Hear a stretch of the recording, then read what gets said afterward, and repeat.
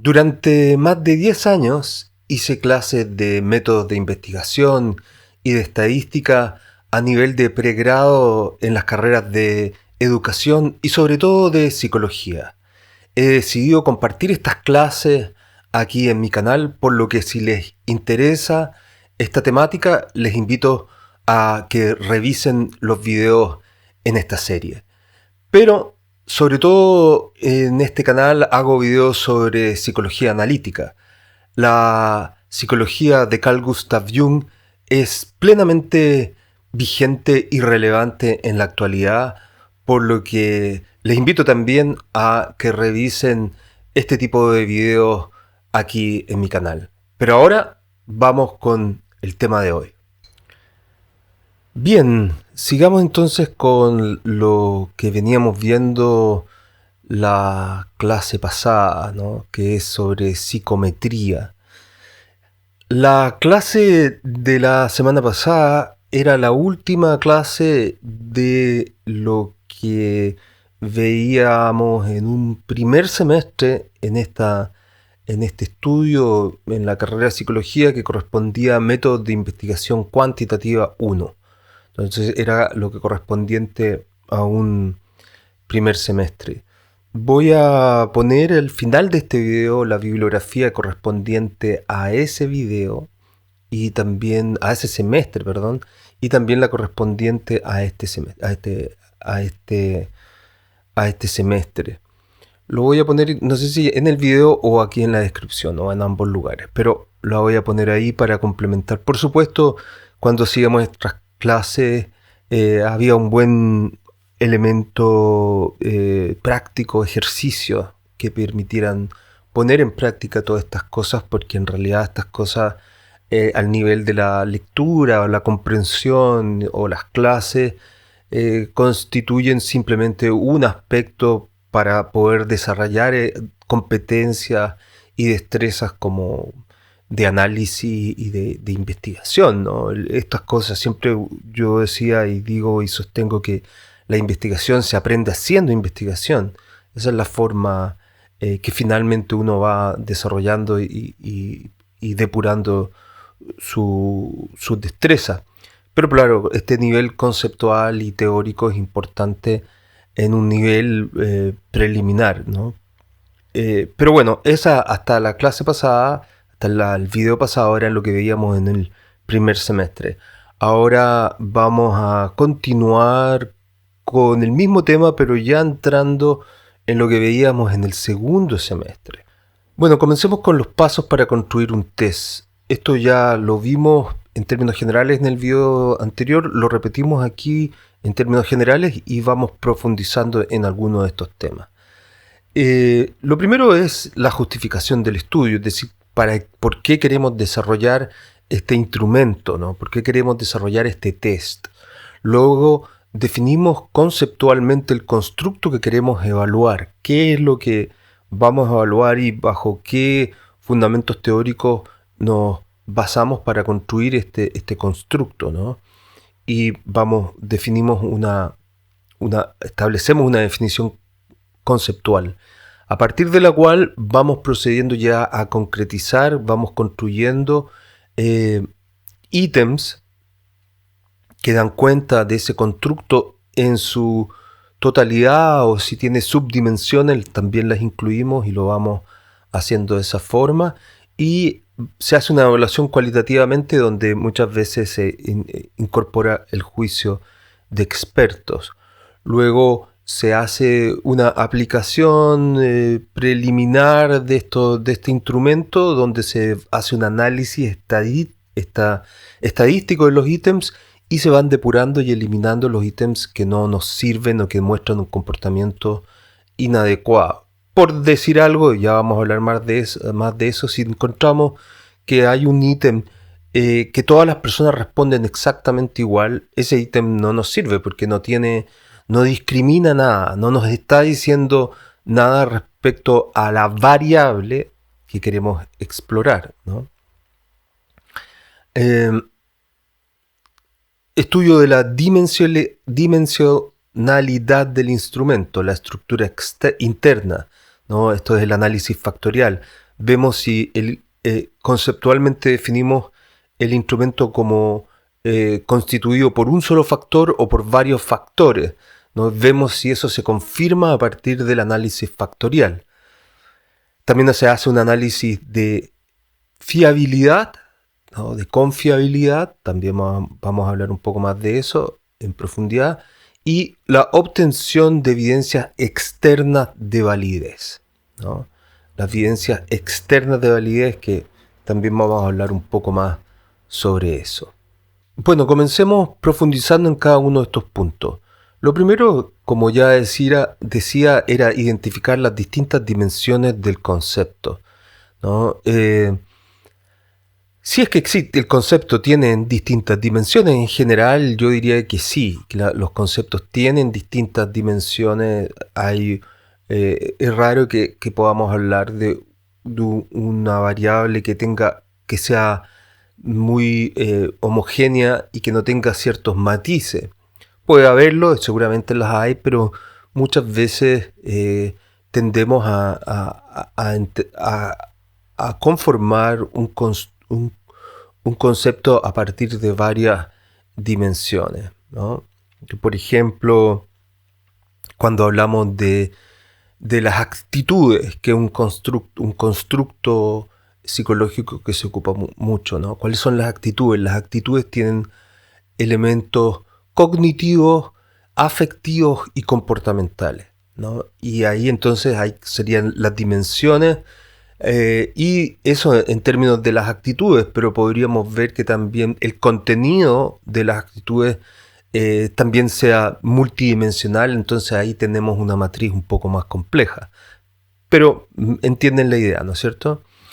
Luego, ¿cómo se hace esto? Bueno, primero, esta formulación de ítems tiene que ser hecha por gente que conozca el tema, y luego esta construcción preliminar se presenta a un grupo de expertos que los evalúa, y nosotros establecemos un criterio de selección. Es decir, si hay 3 expertos, nosotros consideramos que tienen que estar los 3 expertos aprobando cada ítem para que pueda incorporarse preliminarmente al instrumento antes de pasar a las pruebas empíricas, ¿no? Si hay 2 que dicen sí, este ítem o pregunta, no corresponde a esto, entonces yo digo no, entonces este ítem no lo pongo porque no cuenta con unanimidad. O puedo establecer un criterio que sean 2 de los 3. Hay que establecer algún criterio que sea exigente y que incluya el juicio de expertos. Luego tenemos aquí el tema de la construcción de ítems. Vamos viendo aquí cómo se construyen los ítems. Tipos de preguntas de conocimiento y habilidades, ¿no? Preguntas cerradas, selección de alternativas, emparejamiento y verdadero o falso. Estas son las típicas preguntas que hemos visto en las pruebas de conocimiento, cuando tienen una prueba en un examen, o cuando han hecho ustedes alguna prueba de conocimientos para entrar a la universidad o para entrar a un colegio o un trabajo, incluso en cierto tipo de situaciones, se da preguntas de conocimiento, ¿no? En las cuales uno tiene que seleccionar alternativas o emparejar ciertos ítems o poner si la afirmación es verdadero o falso. Ese es un tipo de pregunta.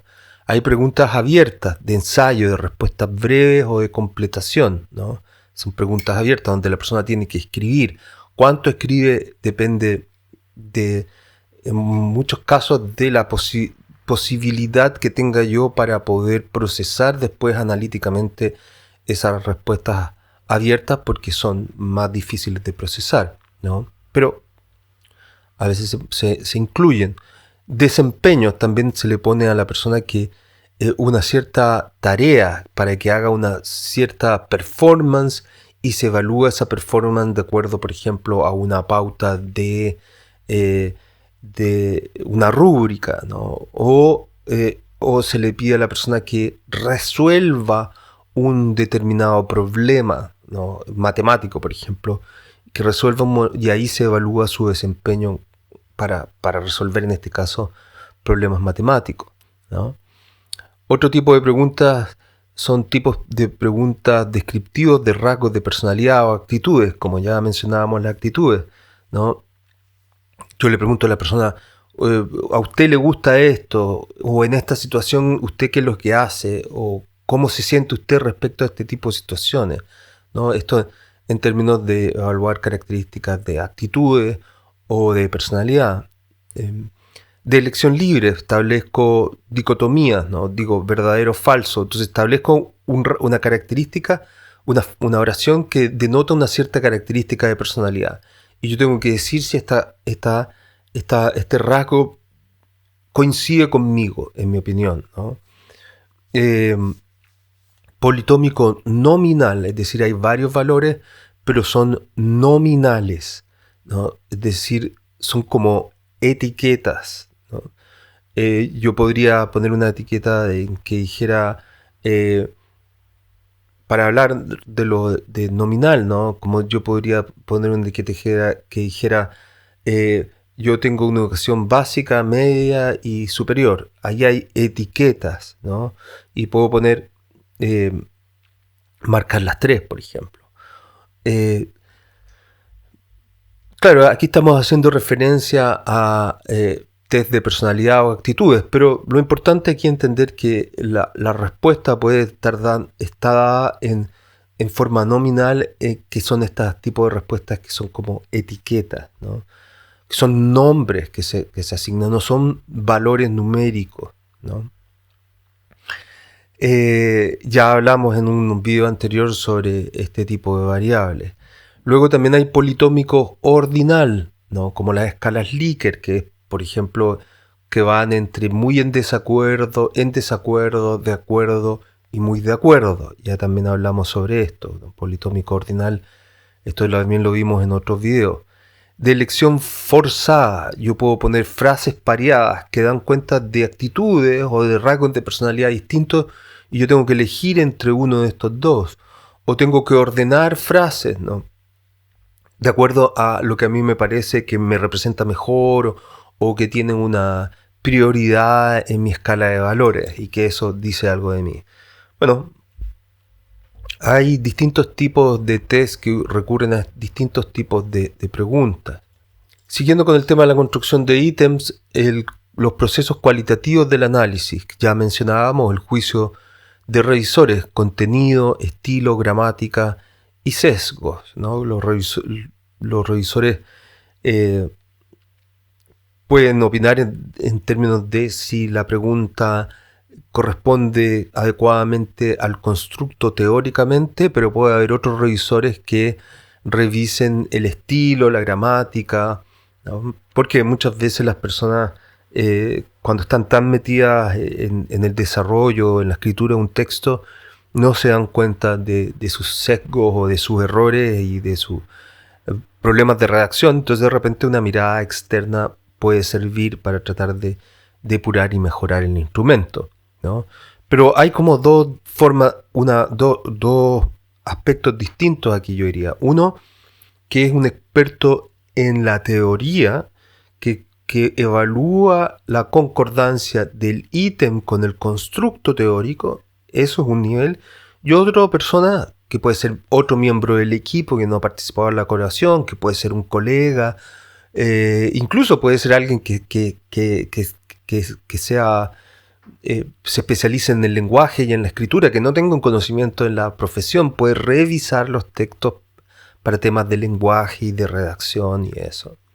O de sesgos, por ejemplo, de género o cosas por el estilo, ¿no?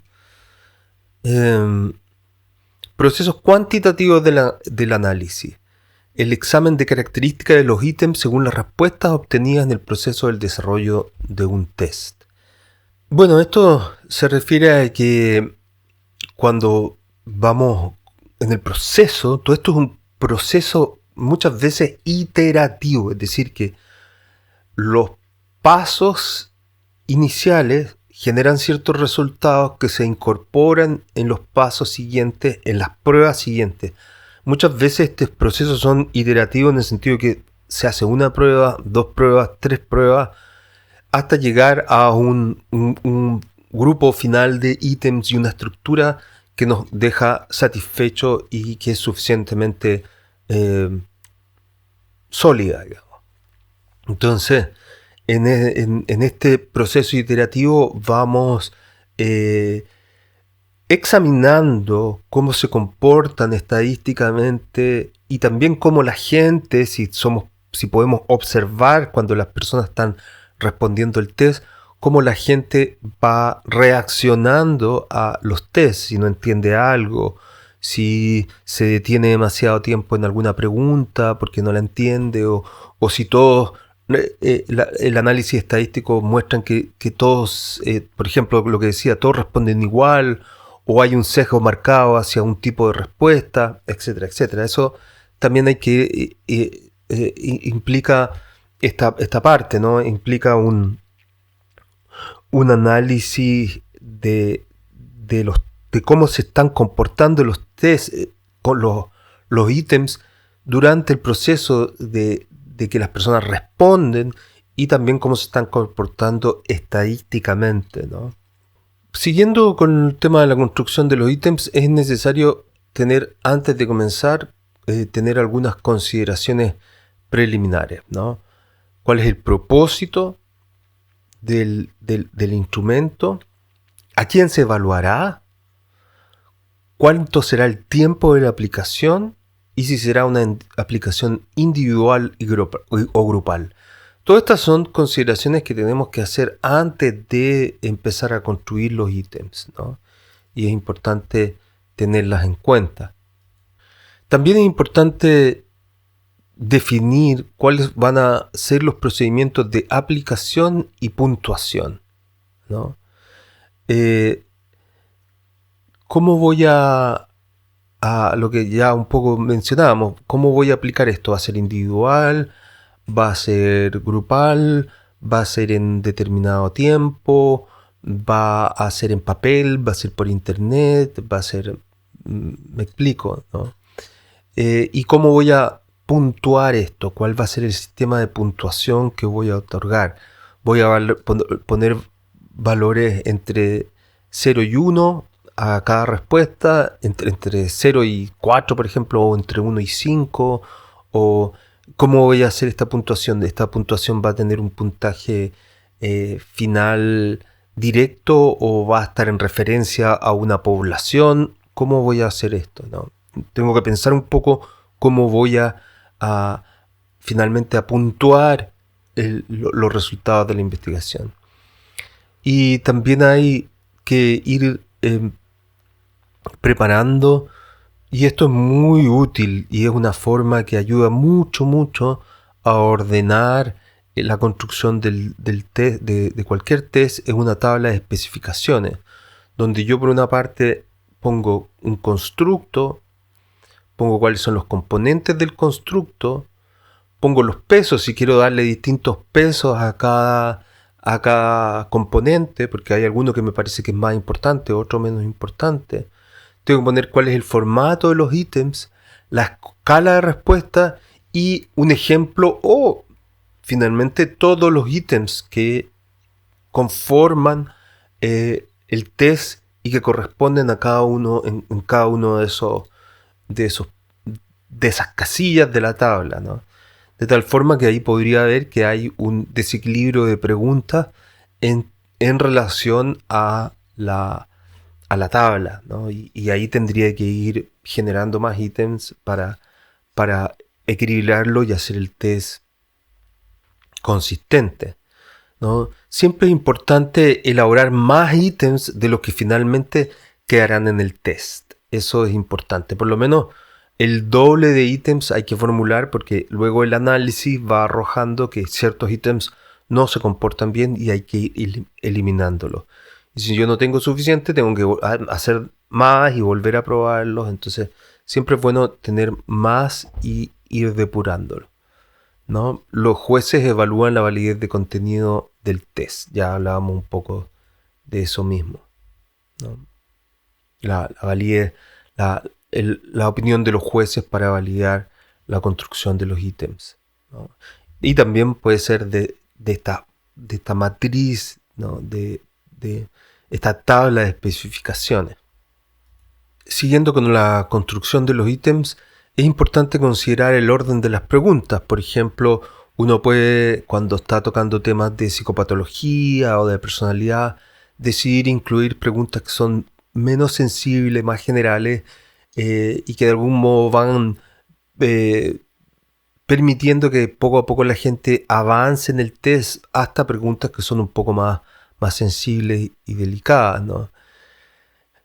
También hay que tener en cuenta la redacción de las preguntas, la forma en que se redactan las preguntas. Eso es bien importante y por eso a veces es siempre necesario que haya otra persona que revise esas preguntas o uno formularlas, dejarlas y volver a mirarlas y ser bastante crítico y ojalá probarlas en las personas para ver si la gente los entiende, estar observando y ver dónde van teniendo problemas, ¿no? Tener cuidado que no haya preguntas sugerentes que se estén indicando la respuesta o sugiriendo la respuesta en un sentido o en otro, ¿no? Y esto ya lo hablábamos un poco cuando hablábamos sobre las encuestas, pero lo repito aquí nuevamente. Que no haya preguntas que sean dos preguntas en uno. Siempre si quiero saber dos cosas, hago dos preguntas. No junto dos cosas en una pregunta, ¿no? Preguntas de dobles negaciones, eso es bien importante porque la gente, por lo menos en mi experiencia, siempre tiende a confundirse. Hay recomendaciones que plantean que es conveniente hacer preguntas de doble negación para obligar a la gente a detenerse y no responder automáticamente sin pensar, sino que se detengan y que piensen, ¿no? Y que luego respondan. Entonces hay autores que recomiendan eso. En mi experiencia, lo que eso genera es confusión en la gente. Mucha gente no entiende, porque no puede leer bien, entender bien las dobles negaciones. Por ejemplo, una doble negación es decir, no es cierto que a mí no me guste el chocolate, ¿no? Entonces ahí estoy diciendo, no es cierto que a mí no me guste el chocolate. Entonces, ¿qué significa eso? ¿No?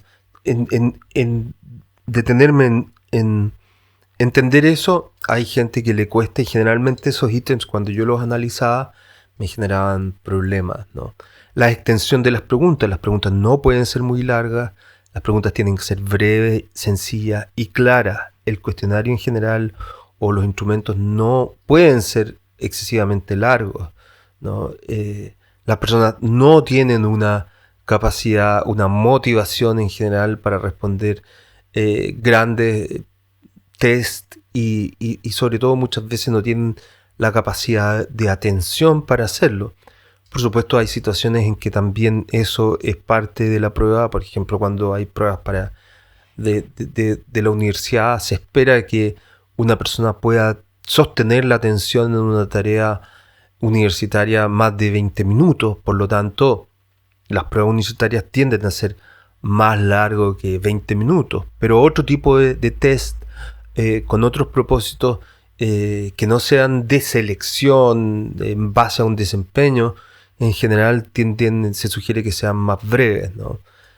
Porque a medida que se va alargando, la motivación va bajando, la atención va disminuyendo y el cuestionario o el instrumento empieza a funcionar peor. La deseabilidad social.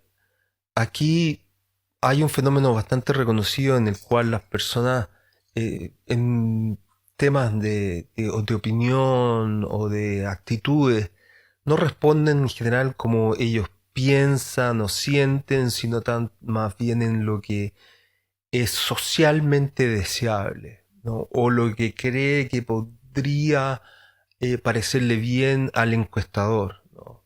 O a la persona que está indagando esto. Entonces ahí hay un efecto negativo porque al investigador, a la persona que aplica el test, lo que le interesa es conocer la opinión o la actitud real de la persona, no la, la norma social. Entonces ahí hay un problema que simplemente es difícil de eliminar completamente. Pero se puede atenuar significativamente si las instrucciones y sí la presentación señala la importancia de que se responda como la gente realmente piensa o siente o actúa, y que las respuestas son anónimas, eh, y en ese sentido se le asegura a la persona que no hay ningún tipo de consecuencia social o de otro tipo, ¿no? También alguna gente, no, más bien en algunos test se incorporan lo que son escalas de sinceridad, ¿no? Para,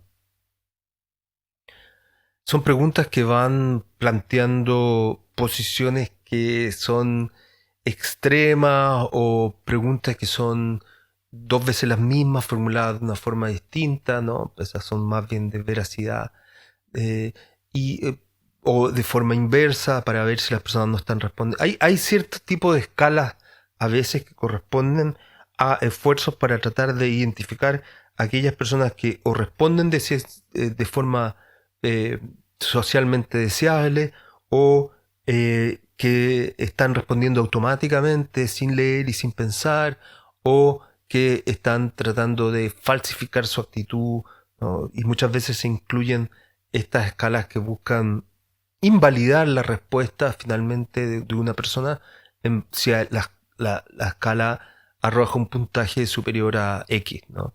Entonces, eso es algo que a veces se incluye.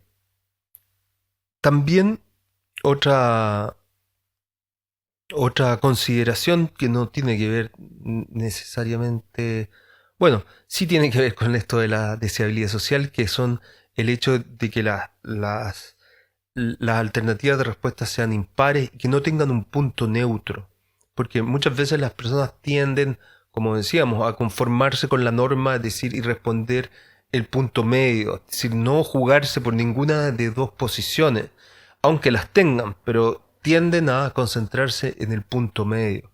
Por lo tanto, una de las estrategias, que es la que yo frecuentemente utilizaba en este tipo de cosas, es recurrir a eliminar ese punto medio y forzar a la gente a que se incline en una dirección u otra, ¿no? Ciertamente ahí se incluye también un problema, porque hay gente que efectivamente tiene una postura media, o frente a ciertas preguntas las personas pueden tener una postura media, pero en general lo que ocurre, lo que yo veía cuando construía este tipo de instrumentos, es que mucha gente tendía a responder consistentemente en el punto medio, entonces el instrumento tampoco servía, ¿no? Entonces eso también es una consideración y una decisión finalmente que tiene que tomar el investigador. Ok, entrando aquí en el tema del análisis de ítems. Cuando uno hace un test de conocimiento, ¿no? Por ejemplo, uno tiene que pensar que cada ítem tiene que tener un, un porcentaje de personas que lo responden bien y otros que no lo responden bien. Es decir, el ítem tiene que ser capaz de discriminar, ¿no? Si hay personas, si hay ítem, por ejemplo, que nadie puede responder, entonces ¿de qué me sirve? No me sirve de nada, porque no me permite discriminar nada. O si hay un ítem que todas las personas siempre responden bien, entonces también ¿de qué me sirve? Entonces los ítems tienen que fluctuar entre ese rango, ¿no? Entre los que nadie puede responder y entre los que todos pueden responder, ¿no? Y hay algunas formas de evaluar eso. Se construye el ítem, se pasa una muestra y después analizo los datos de la siguiente forma, ¿no? Tenemos el valor de P, que implica los sujetos que aciertan entre el total de sujetos, ¿no? Esa sería la dificultad. Para calcular la dificultad ideal está esta fórmula, ¿no? Digamos, tomemos aquí el ítem, el ejemplo de un ítem, una pregunta de 4 alternativas de respuesta. Tenemos el porcentaje perfecto para el ítem, que es 1, ¿no? Menos el porcentaje esperado para elección al azar, que si hay 4 alternativas, entonces la posibilidad de que sean elegidos al azar para cada uno es de el 25%, o sea, 0.25. Eso se divide entre 2 más el porcentaje esperado para elección al azar, ¿no? De tal forma que resolviendo esa fórmula que ha sido elaborado, es una propuesta estadística por los estadísticos, corresponde a 0.625. Ese es un porcentaje de dificultad ideal. O sea, un ítem que tenga 0.6% de respuestas correctas es un buen ítem. ¿Pueden haber ítems más difíciles? Sí, pueden haber ítems más difíciles. ¿Pueden haber ítems más fáciles? Sí, pueden haber ítems más fáciles. Pero yo tengo que ir regulando, incorporando ítems que sean una cierta cantidad de ítems que estén cerca del nivel ideal, una cierta cantidad de ítems que tengan que sean más difíciles y otra cantidad menos difícil, ¿no? Y ahí ir regulándolo de acuerdo a los propósitos del test y eso, ¿no? Bueno, otro elemento es en el análisis de ítems es el índice de discriminación. El índice de discriminación se refiere a la correlación entre el puntaje del ítem y el puntaje total del test. Si tenemos una correlación entre el ítem y el puntaje total de 0.4 o más, se considera que los ítems son muy buenos para ser incluidos en el instrumento. Si es de 0 a 0.39 se considera bueno. Si son de 0.20 a 0.29 se implican que son suficientemente buenos, pero hay que tener ojo con eso y revisarlo. Y si son de menos de 0.20, entonces necesitan ser revisados o eliminados si que disponemos de otros ítems suficientemente buenos, ¿no? Entonces, ¿qué es lo que nos quiere decir este puntaje? Nos quiere este puntaje para cada ítem nos quiere decir que este ítem está correlacionado con lo que en general el test está evaluando. Si hay un ítem que no se relacione con el puntaje total, no nos sirve. Está analizando otra cosa y no lo que estamos queriendo investigar aquí, ¿no? Entonces, eso también es bien importante tenerlo presente. Ahora, estoy hablando aquí de correlación y vamos a hablar un poquito más de correlación ahora porque probablemente es algo que hemos hablado y que ahora ya es importante ir aterrizándolo. Pero voy a terminar con esta lámina y luego comienzo con la otra. La estimación de la confiabilidad. ¿Cómo se hace? Bueno, hablamos de que un test tiene que ser confiable y válido, ¿no es cierto? Lo hemos mencionado ya varias veces. Y para estimar la confiabilidad ya lo hemos mencionado de alguna forma y ahora lo reiteramos y profundizamos un poquito en eso. Los test paralelos. Muchas veces se construyen dos test del mismo tema y se forman y se aplican y se verifican si se comportan, están correlacionados, si se comportan más o menos igual. Eso implica que el test es confiable, ¿no? Está el test o retest, ¿no? Yo paso el test y luego muchas veces lo paso nuevamente después de un mes, ¿no?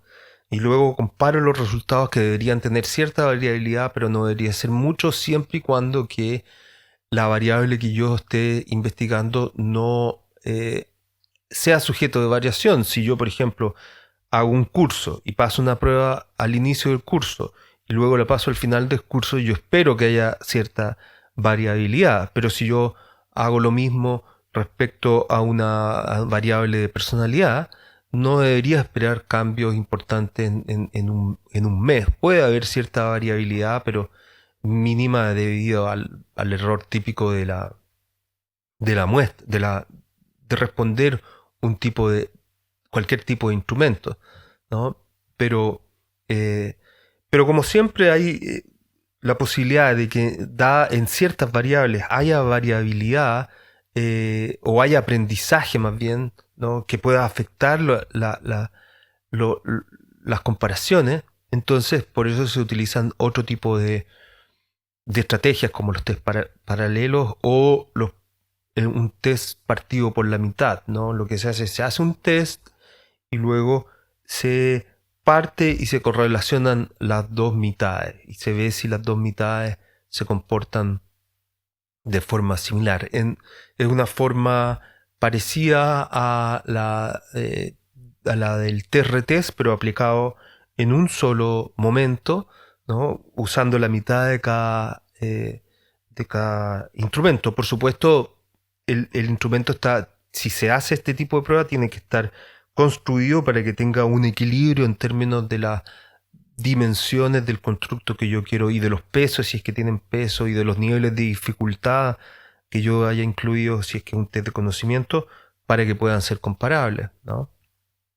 Lo mismo se aplica para los test paralelos, tienen que ser test comparables en muchas dimensiones, excepto en la formulación de las preguntas y eso, ¿no? Pero tienen que ser comparables y lo que se busca es verificar que el test sea confiable. El alfa de Cronbach, que es una de las estrategias quizás más utilizadas, es un grado, es un indicador del grado de correlación entre los ítems de la escala. Lo que hace es básicamente parecido a lo que hablábamos anteriormente, se correlaciona cada ítem con el resto de los ítems y eso nos da un valor que se establece que 0,7% es un buen valor, ¿no? Es un valor aceptable. Si encontramos un alfa de Cronbach de 0,7, es un valor aceptable, es bueno. Si es mayor, mejor aún. Pero si baja de 0,4, yo diría que es un poco ya cuestionable que el test sea confiable. Pero no, vamos a ver esto un poco más detalle más adelante cuando veamos un poco cómo calcular esto. Ahora bien, antes de terminar, quisiera hablar sobre la correlación, porque hemos hablado varias veces de la correlación, entonces quería adelantar un poco, aunque no aparece, no le vamos a dar seguimiento en este momento al análisis estadístico, pero me parece que es importante entenderlo porque estamos hablando de correlación ya en varios lugares, entonces es importante entender a qué nos referimos con correlación. Bueno, la correlación es básicamente, en términos generales, la idea de que mientras yo tengo una variable que se mueve en una cierta dirección, la otra variable se mueve o en la misma dirección o en la dirección opuesta. Entonces, si yo tengo esto así, mientras esta avanza, esta disminuye, ¿no? O mientras esta avanza, las dos avanzan. Ahí hay una correlación. Ojo, es muy importante tener en cuenta de que la correlación no implica causalidad. Estas dos variables podrían estar afectadas por otra variable que las hace variar en conjunto. Y la otra variable podría ser la causa de esto, ¿no? Entonces eso hay que tenerlo muy presente. Lo único que se hace es poder constatar que se da una correlación. Estas dos cosas ocurren en determinado momento. ¿Por qué? Porque no es posible determinar causalidad en psicología o en la ciencia en general si no es a través de el método experimental. Esa es la mejor estrategia que existe para tratar de afirmar de que hay relaciones causales. En cambio, cuando hablamos de correlación, son investigaciones o son datos que son de fenómenos que han ocurrido ex post facto, es decir, los datos ya ocurrieron. Lo que se hace es tomar esos valores de cómo se comportan esos datos y relacionarlos estadísticamente. Pero no hay ningún tipo de manipulación, ¿no? Bueno, pero para hacer la correlación es necesario, o para definir si hay correlación entre dos variables, por lo menos en este nivel, después vamos a hablar un poco más sobre la correlación, pero En general, lo que uno espera es que las variables se distribuyan normalmente. Es decir, que las variables que yo estoy relacionando se distribuyen normalmente, porque no todas las variables se distribuyen normalmente, ¿no? Por ejemplo, la variable estatura se distribuye normalmente, ¿no? Se distribuye normalmente en el sentido que hay algunas personas que son muy bajas, otras personas que son bajas, otras que tienen una estatura promedio, otras que son más altas y otras que son extremadamente altas. Y ahí hay una curva normal y eso. Pero no todas las variables se comportan así.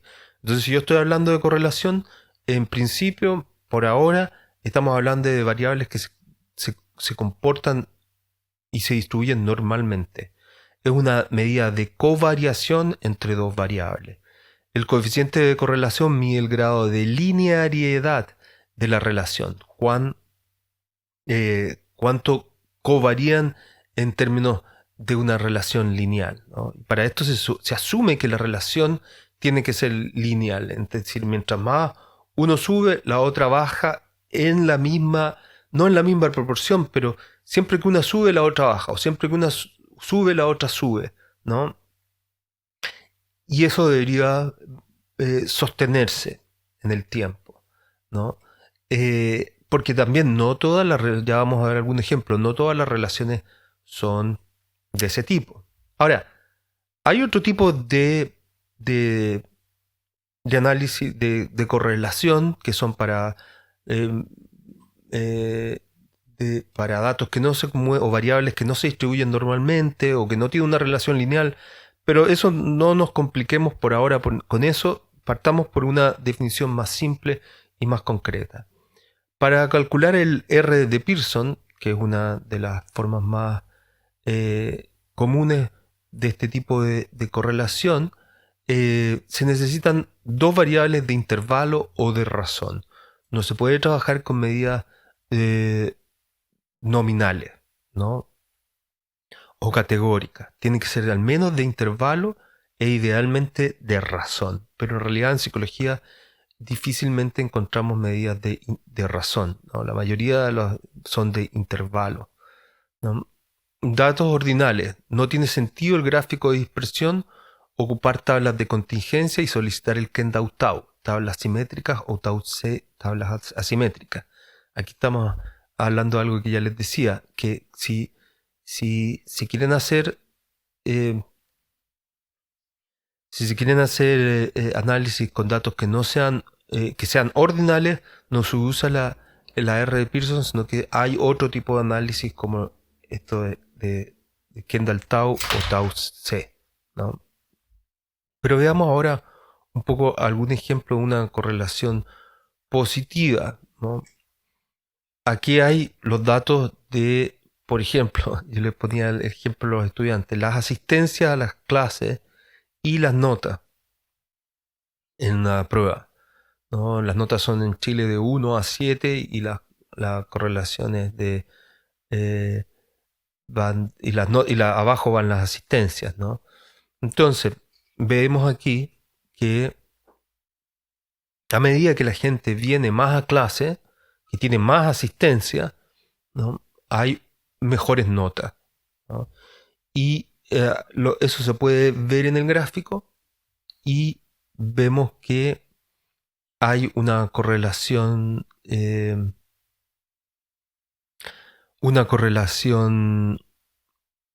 0,67, ¿no? Entonces hay una correlación significativa entre ambos fenómenos, ¿no?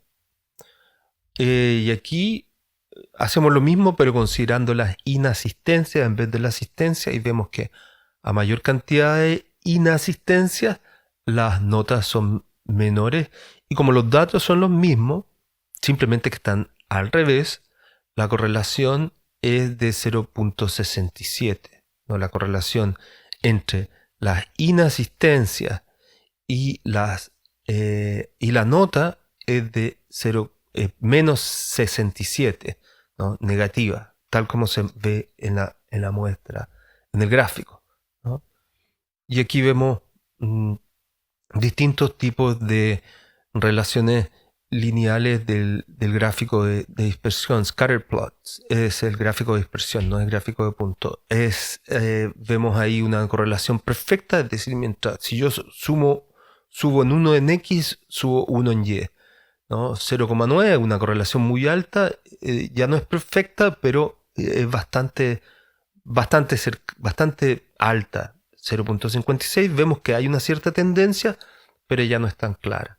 Cuando no hay ninguna correlación, los datos se distribuyen alrededor de esta línea. Si la correlación es inversa, vamos viendo la misma tendencia que ya habíamos visto, ¿no? Esos son algunos ejemplos de correlación. Ahora la correlación curvilínea. Y por eso hay que tener cuidado porque estamos hablando de que este tipo, lo que estamos hablando ahora de Pearson, de correlación de Pearson, trata con relaciones lineales, pero no todas las relaciones son lineales, ¿no? Hay relaciones no lineales, como por ejemplo el nivel de ansiedad y el desempeño. Cierto, cuando uno va a hacer cualquier cosa, una prueba, por ejemplo, o un examen, o cualquier tipo de, o va a entrar en una competencia, en un partido, ¿no? De un deporte. Si uno va demasiado relajado y todo, entonces no quiere ganar, ¿no? O le da lo mismo, o en realidad no pareciera que no tiene motivación. Lo que se espera es que uno tenga un cierto nivel de excitación, de ansiedad, de alerta, ¿no? Pero si ese nivel eh, excitado, digamos, es demasiado, lo que se produce es que empieza a afectar las capacidades cognitivas y finalmente, o físicas, y finalmente afecta negativamente el desempeño. Y ahí demasiada ansiedad produce un efecto contrario. Es decir, un poco de ansiedad funciona, ayuda, pero si es demasiada, produce un efecto negativo en el desempeño. Entonces, aquí vemos que no hay una correlación lineal, por lo tanto, ese tipo de análisis estadístico no serviría. Se puede explorar de otra forma, pero no de esa forma, ¿no? La interpretación de R. La interpretación de R se establece que varía entre -1 y 1, ¿no? Si hay punto 20, corresponde a una correlación ligera o casi insignificante. No voy a leer todo, pero en el extremo opuesto está una correlación de 0,9, que es una correlación sumamente elevada y una relación muy fiable. En realidad, en psicología, cuando estamos hablando de variables psicológicas, raramente se encuentran correlaciones muy altas de 0,9. Por lo tanto, un valor de 0,7, por ejemplo, o sobre 0,7 es considerado bueno en psicología.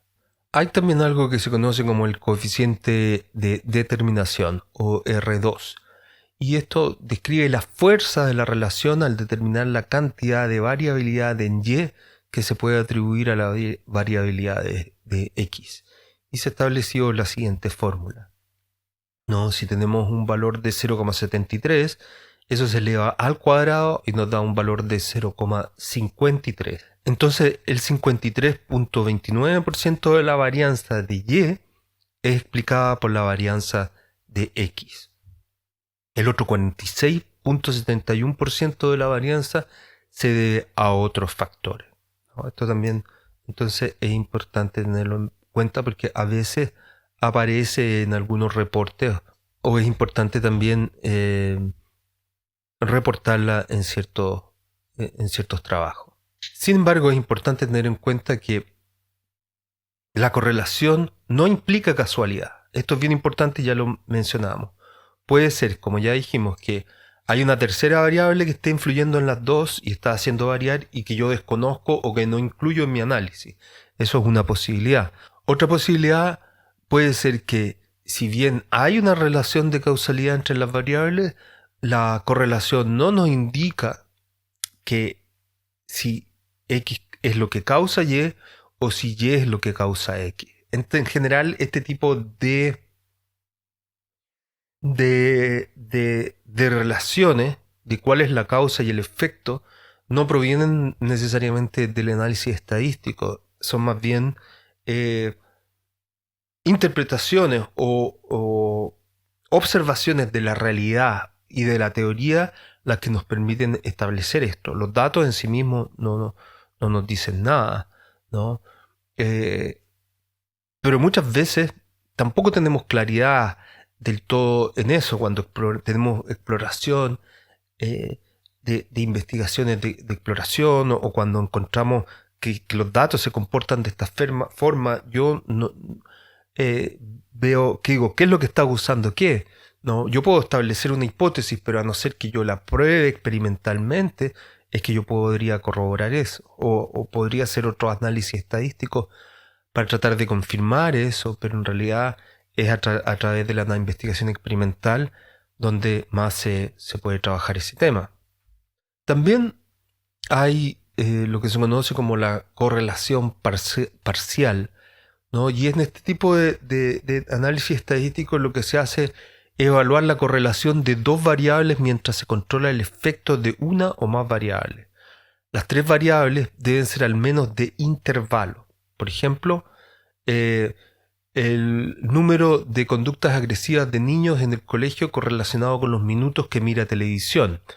Y eso es controlado por el tiempo que comparten los padres. Es decir, se toman datos de cuántos son las conductas agresivas de los niños, se correlaciona con los tiempos que miran televisión, programas con violencia, y además se controla por el tiempo que comparten con los padres. Porque, por ejemplo, podríamos decir que en realidad no es que la televisión cause la agresividad, ¿no?